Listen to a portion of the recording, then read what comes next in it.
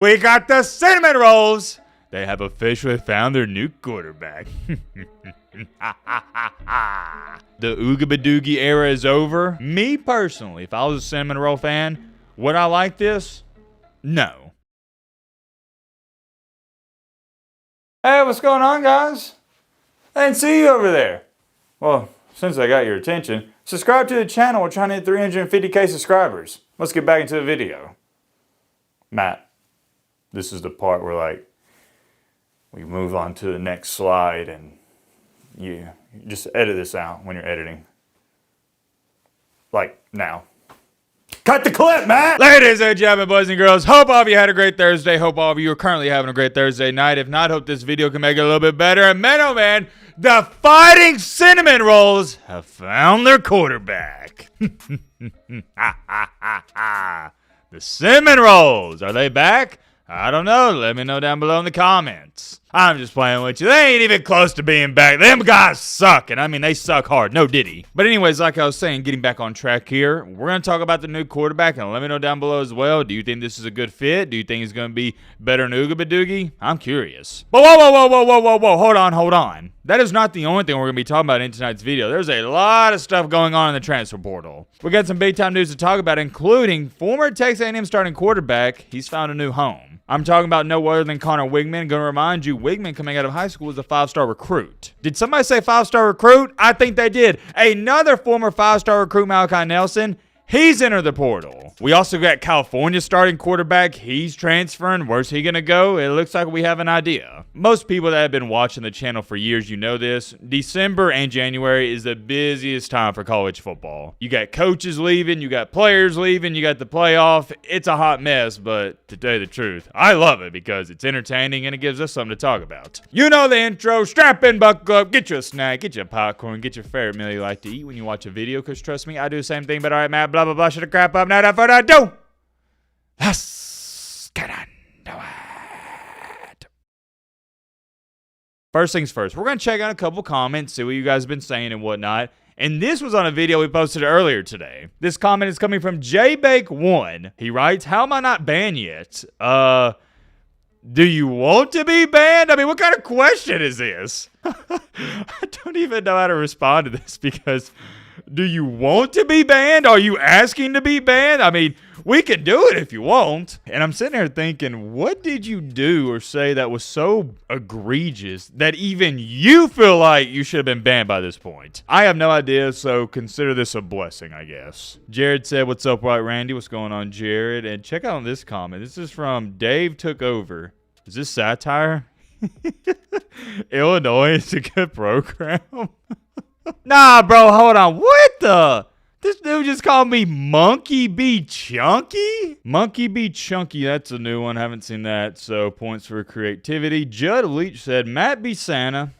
I'll tolerate that. As a Buckeye fan, I am beyond embarrassed. I just hope we can somehow turn this program around, shaking my head. Believe it or not, I got a soft spot for old Buckeye fans. I really don't have a big problem with them, and I've said it before, I'm going to say it again. I genuinely feel bad for them that they have to deal with Ryan Day's BS every single year. Tyke, hope I'm saying this correctly. Matt does not, in all caps, like Ryan Day.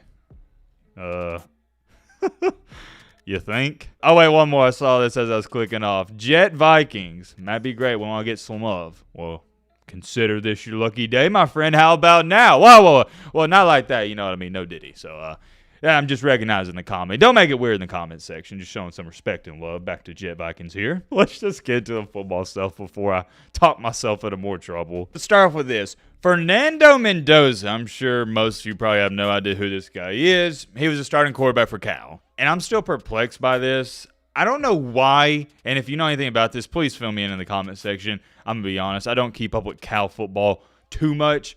Why did this guy even enter the portal? I just don't understand it. You're the starting quarterback for a Power 4 team. Sure, Cal didn't have the greatest season this year. What, they wound up winning 5, 6, 7 games?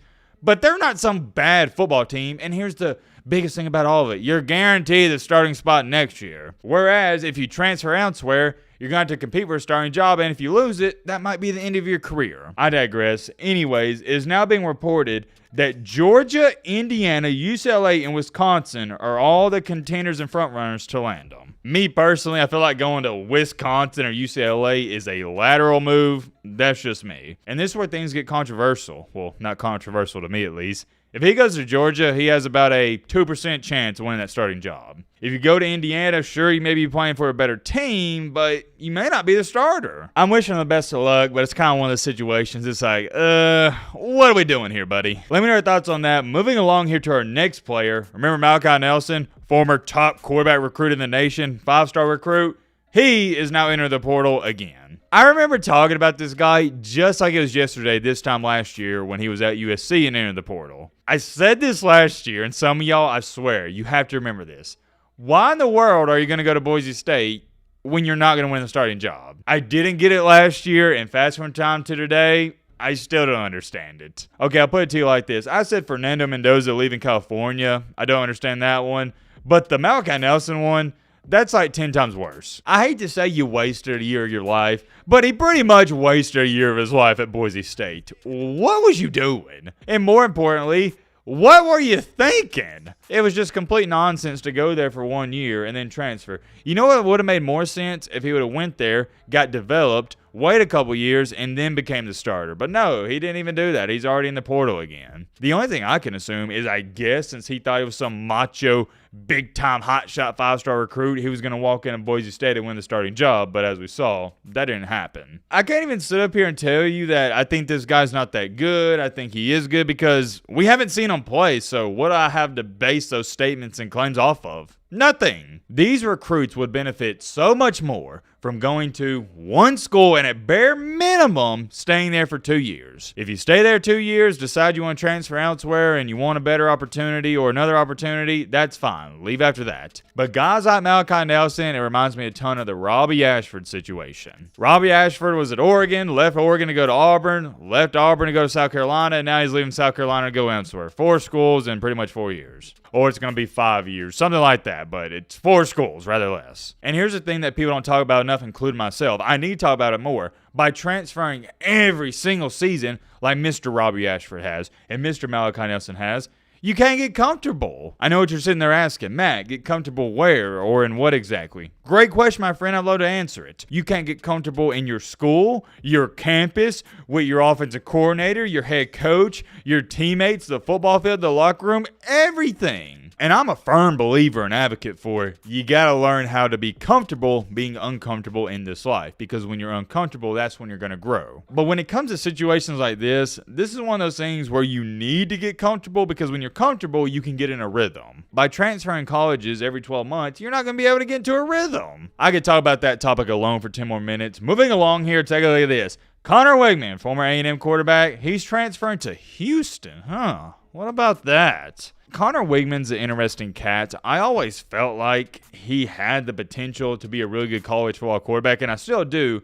But A&M always seemed like a terrible fit. When Jimbo was there, it didn't look like a good fit. And when Mike Elko was there this year, it didn't look like a good fit. He's one of those guys, unlike Malachi Nelson, that tried to stick it out and work it out at A&M, but it just didn't work out. So I got to give him credit and respect for that. He needed a breath of fresh air, and that's what he's getting, and I'm excited for him, and I'm wishing him the best of luck. If he goes to Houston and he just wets the bed, throws 14 touchdowns and 20 interceptions, I'll have to sit up here and say, well, I guess it was an A&M. He's just not that good of a quarterback, and he's overrated. As where it stands right now, though, I'm optimistic on Connor Weigman, and I think he can be a good quarterback. Last but not least, though, and you best believe I say the best for last, we got the Cinnamon Rolls. They have officially found their new quarterback.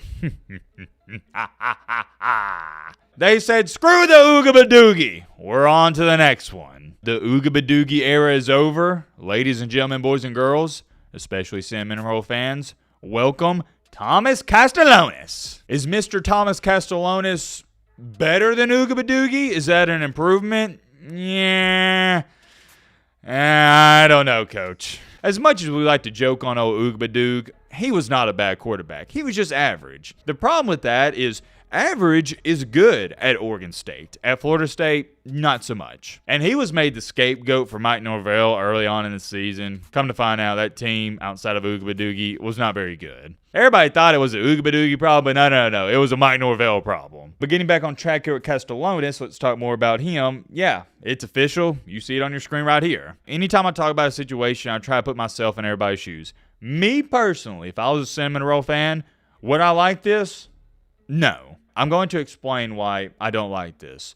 Thomas Castellanos quit on his team at Boston College. He got benched, and you know what he did as soon as he got benched? He just quit. There's no way to sugarcoat it. I'm not going to say he threw a hissy fit, but he just quit on his team. I don't feel like I'm holding this young man to a high standard by saying you at bare minimum should have finished the season, then enter the portal. Because you know who's a great example and a great role model?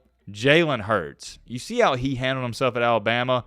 That's how every single player should want to handle themselves. And let me make this clear. Castellanos, when he got benched, it was rightfully deserved and earned. He wasn't playing good. You want to know what's crazy? Jalen Hurts was leading Alabama to the playoffs and got benched. The playoffs! Could you imagine being the starting quarterback for any football team, lead them to the playoffs, and you get benched? Yeah, I'll be the first to tell you, I'd be feeling some type of way about it. But Jalen Hurts knew. He said, you know what? Tua Tagovailoa, he's just a better quarterback than me. He's giving our team a better chance to win, so I'm going to still support the team, and that's what he did. Do you think Jalen Hurts enjoyed watching a younger quarterback go out there, take his job, and lead what was his team to the national championship and to another great season year after? Heck to the no. But guess what? As good as a football player as Jalen Hurts was at Alabama, he was an even better person. He put his pride and ego aside, which is extremely hard for men to do. I don't care what anybody says, and he put his team's interest before his own. Thomas Castellanos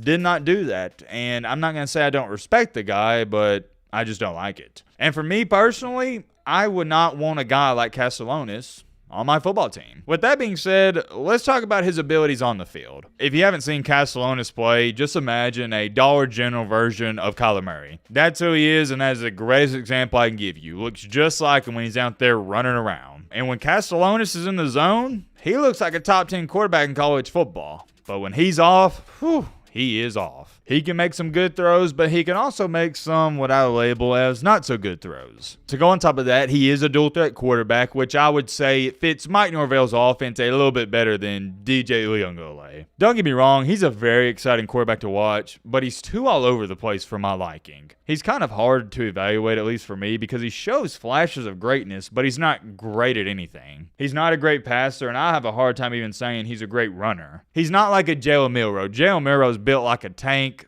Thomas Castellanos is about roughly 5'9", 190. He's a little too small to be a guy you really got to fear in the running game. Where I'm trying to go with this is I have a hard time believing this is going to work out, but that's just me. Early predictions for next year, I expect him to have a decent season, nothing more and nothing less. He'll have something around like 17 touchdowns to 8, 9, 10 interceptions. The truth of the matter is, the cinnamon rolls have way bigger fish to fry. This is a different video for a different day, but if they don't fix that offensive line, it don't matter who you got back there. It's going to be a crap show. Many more things I could say, win it off here. Let me know your thoughts down below about that.